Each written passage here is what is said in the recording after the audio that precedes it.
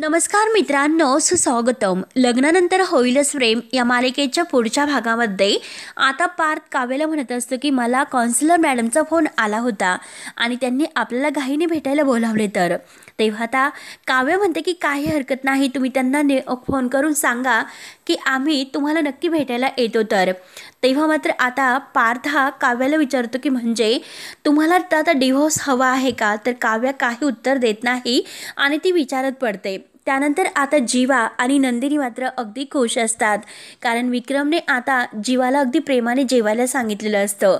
जीवा म्हणतो की खरंच आता माझ्याकडून एक आयुष्यात खूप मोठी चूक घडली, तो हार मी विकायला नको होता. तेव्हा आता जीवा आतमध्ये जातो तर नंदिनी म्हणते की हे बघा जीवा, काही झाले तरी तो हार मी तुम्हाला मिळवून देईलच आणि तुमचा जो काही गेलेला मान आहे तो सगळा मान मी तुम्हाला परत मिळवून देईल, असे आता नंदिनी ठरवते. तेव्हा आता मित्रांनो पुढे काय होईल हे बघण्यासाठी आपल्या चॅनलला नक्की सबस्क्राईब करत राहा. धन्यवाद.